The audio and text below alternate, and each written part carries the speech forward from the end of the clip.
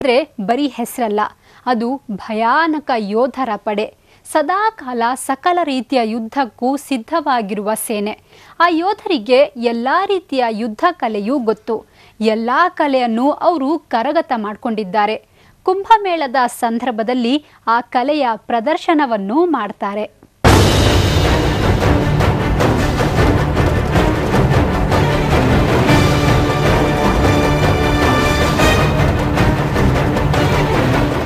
ನಾಗಾ ಸಾಧುಗಳು ತಮ್ಮ ದೇಹ ಮತ್ತು ಮನಸ್ಸನ್ನ ಹಿಡಿತದಲ್ಲಿ ಇಟ್ಟುಕೊಳ್ಳಲು ಸಾಕಷ್ಟು ಘೋರ ತಪಸ್ಸು ಮಾಡುತ್ತಾರೆ. ಈ ಸಂದರ್ಭದಲ್ಲಿ ಅವರು ಬಳಸುವುದು ಒಂದೇ, ಅದೇ ಚಿಲುಮ್. ಚಿಲುಮ್ ಅಂದ್ರೆ ಭಂಗಿ. ಮೈತುಂಬ ಭಸ್ಮ ಬಳಿದುಕೊಳ್ಳುವ ನಾಗಾ ಸಾಧುಗಳು ಭಂಗಿ ಸೇದುವುದನ್ನು ನೋಡೋದೇ ಒಂದು ಚಂದ.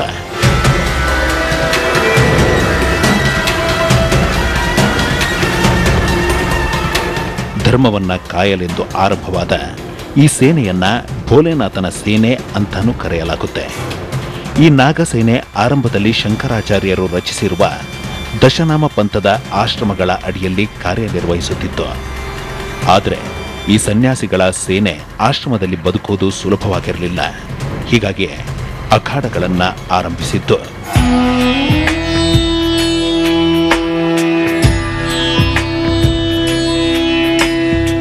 ಅಖಾಡ ಆಧುನಿಕ ಭಾಷೆಯಲ್ಲಿ ಹೇಳೋದಾದ್ರೆ ಅದೊಂದು ಸೊಸೈಟಿ ಅಥವಾ ಸಂಸ್ಥೆ. ಅಖಾಡ ಅಂದ ಕೂಡಲೇ ನೆನಪಿಗೆ ಬರೋದು ನಾಗಾ ಸಾಧುಗಳೇ. ಕುಂಭಮೇಳ ಸೇರಿದಂತೆ ನಾಗಾ ಸಾಧುಗಳು ವಾಸ್ತವ್ಯ ಹೂಡುವ ಬಿಡಾರಗಳಿಗೆ ಅಖಾಡ ಅಂತ ಕರೆಯಲಾಗುತ್ತೆ. ಕುಸ್ತಿ ಆಡುವ ಪ್ರದೇಶವನ್ನು ಕೂಡ ಅಖಾಡ ಅಂತಾನೆ ಕರೆಯಲಾಗುತ್ತೆ. ಒಂದು ಕಾಲಕ್ಕೆ ಈ ಅಖಾಡಗಳು ನಾಗಾ ಸಾಧುಗಳ ಗರಡಿ ಮನೆಗಳಾಗಿದ್ದವು. ಈ ಅಖಾಡಗಳಲ್ಲಿ ನಾಗಸಾಧುಗಳಿಗೆ ಎಲ್ಲಾ ರೀತಿಯ ತರಬೇತಿಯನ್ನ ನೀಡಲಾಗುತ್ತೆ. ಕತ್ತಿ ವರಸೆ, ತ್ರಿಶೂಲದಿಂದ ಯುದ್ಧ ಮಾಡುವ ಕಲೆ, ಗದೆಯನ್ನ ಹಿಡಿದು ಹೋರಾಡುವ ಕಲೆ, ಹೀಗೆ ಭಾರತದ ಪ್ರತಿಯೊಂದು ಯುದ್ಧ ಕಲೆಯನ್ನ ಈ ಅಖಾಡಗಳಲ್ಲಿ ಹೇಳಿಕೊಡಲಾಗುತ್ತೆ.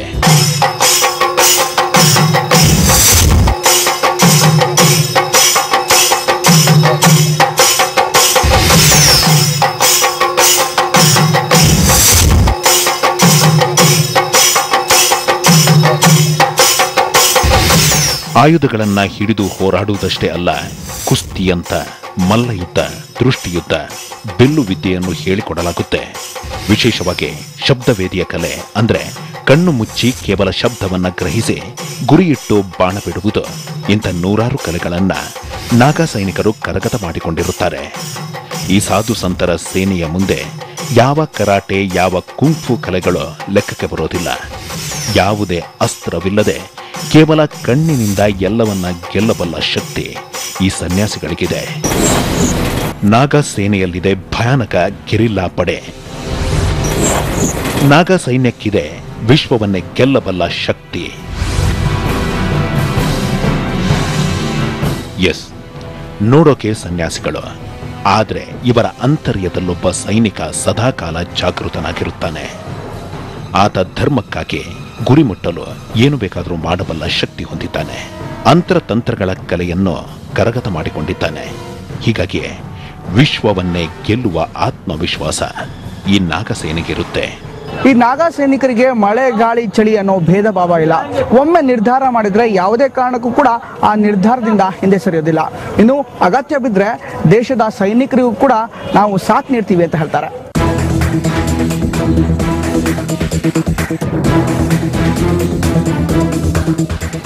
ನಾಗಾ ಸಾಧುಗಳಿಗೆ ಒಟ್ಟು 7 ರೀತಿಯ ಅಖಾಡಗಳಿರುತ್ತವೆ. ಅವುಗಳನ್ನ ಆವಾಹನ, ಅಟಲ್, ಆನಂದ್, ಅಗ್ನಿ, ಜೂನ, ನಿರಂಜನ ಮತ್ತು ನಿರ್ಮೋಹಿ ಅಖಾಡ ಎಂದು ಕರೆಯಲಾಗುತ್ತೆ. ಈ ಒಂದೊಂದು ಅಖಾಡಗಳು ಒಂದೊಂದು ರೀತಿಯಲ್ಲಿ ಕೆಲಸ ನಿರ್ವಹಿಸುತ್ತವೆ. ಅದರಲ್ಲಿ 6 ರೆಜಿಮೆಂಟ್ ರೀತಿಯಲ್ಲಿ ಕಾರ್ಯನಿರ್ವಹಿಸಿದ್ರೆ ಒಂದು ಮಾತ್ರ ಉಳಿದೆಲ್ಲ ಅಖಾಡಗಳಿಗೆ ಬೆನ್ನೆಲುಬಾಗಿ ನಿಲ್ಲುತ್ತೆ. ಈ ನಾಗಾ ಸಾಧುಗಳಿಗೆ ಕುಂಭಮೇಳದಲ್ಲಿ ಒಟ್ಟು 7 ಅಖಾಡಗಳಿವೆ. ಈ 7 ಅಖಾಡಗಳಲ್ಲಿ 6 ಅಖಾಡಗಳಲ್ಲಿ ಸಾಧು ಮತ್ತೆ ಸನ್ಯಾಸಿಗಳಿದ್ರೆ, ಇನ್ನೊಂದು ಅಖಾಡದಲ್ಲಿ ಬ್ರಹ್ಮಚಾರಿಗಳು ಮತ್ತೆ ಸೇವಕರು ಇರ್ತಾರೆ. ಪ್ರತಿಯೊಂದು ಅಖಾಡಕ್ಕೂ ಕೂಡ ಒಂದು ವಿಶೇಷವಾದಂತಹ ಜವಾಬ್ದಾರಿಯನ್ನ, ವಿಶೇಷವಾದಂತಹ ದೇವತೆಯನ್ನ ನಿಗದಿಪಡಿಸಲಾಗುತ್ತೆ. ಪ್ರತಿಯೊಂದು ಅಖಾಡದವರು ಕೂಡ ಆಯಾಯ ಅಖಾಡದ ದೇವತೆಗಳ ಪೂಜೆ ಪುನಸ್ಕಾರ ಮಾಡ್ತಾರೆ. ಇನ್ನು ಇವರೆಲ್ಲರೂ ಕೂಡ ಒಟ್ಟಾಗಿ ಬರುವಂತಹ ಸಂದರ್ಭ ಅಂದ್ರೆ ಅದು ಶಾಹಿಸ್ತಾನ.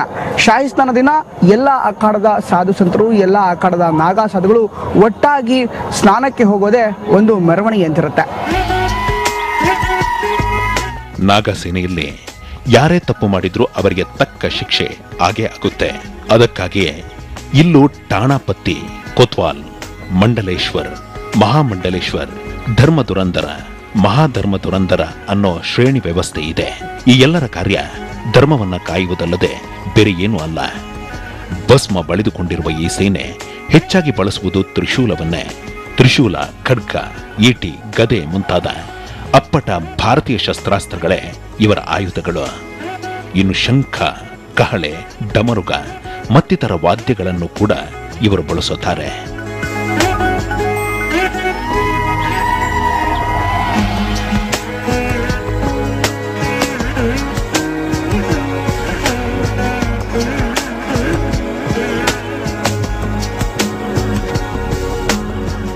ನಾಗಾ ಸಾಧುಗಳು ಪ್ರತಿನಿತ್ಯ ತಮ್ಮ ಶಸ್ತ್ರಾಸ್ತ್ರಗಳಿಗೆ ಪೂಜೆ ಮಾಡುತ್ತಾರೆ. ಮಡಿ ಮೈಲಿಗೆಯನ್ನ ಪಾಲಿಸಿಕೊಂಡು ಬರುತ್ತಾರೆ. ತಣ್ಣೀರ ಸ್ನಾನ, ಸೂರ್ಯ ನಮಸ್ಕಾರ ಇದು ಇವರ ನಿತ್ಯ ಕರ್ಮ. ಸಾಮಾನ್ಯವಾಗಿ ನಾಗಾ ಸಾಧುಗಳು ತಮ್ಮ ಶಸ್ತ್ರಾಸ್ತ್ರ ಕಲೆಯನ್ನ ಹೊರಗಿನ ಜಗತ್ತಿಗೆ ತೋರ್ಪಡಿಸುವುದಿಲ್ಲ. ಆದರೆ ಕುಂಭಮೇಳದ ಪವಿತ್ರವಾದ ಶಾಹಿ ಸ್ನಾನದ ಬಳಿಕ ಅವರು ಶಸ್ತ್ರಕಲೆ ಪ್ರದರ್ಶನದ ಮೂಲಕ ಖುಷಿ ಪಡುತ್ತಾರೆ. ಯುದ್ಧಕ್ಕೆ ಬರುವಂತೆ ಶಸ್ತ್ರಾಸ್ತ್ರ ಹಿಡಿದು ಮೆರವಣಿಗೆಗಳಲ್ಲಿ ಬರುತ್ತಾರೆ.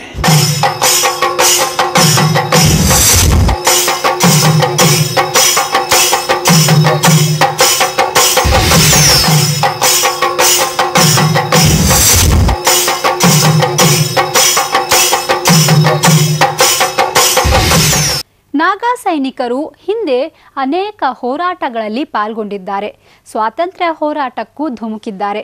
ಬ್ರಿಟಿಷ್ ಸೇನೆಯನ್ನ ನಿಬ್ಬೆರಗುಗೊಳಿಸಿದ್ದಾರೆ.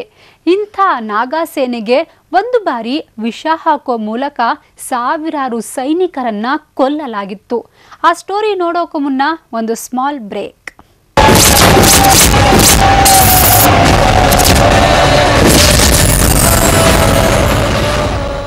ಪೇಂಟ್, ಫ್ಲೋರಿಂಗ್ ಯಾವುದನ್ನು ಬೇಕಾದ್ರೂ ಬದಲಾಯಿಸಬಹುದು. ಆದರೆ TMT ಕಂಬಿ ಎಕ್ಸ್ಟ್ರಾ ರಿಬ್ಬಿರೋ ಇಂಡಸ್ TMT ಕಂಬಿನೇ correct choice. Extra strength, extra ರಕ್ಷಣೆ. Indus steel, the right steel. Indus TMT 500X, extra strength, extra savings. ₹100 note ma'am.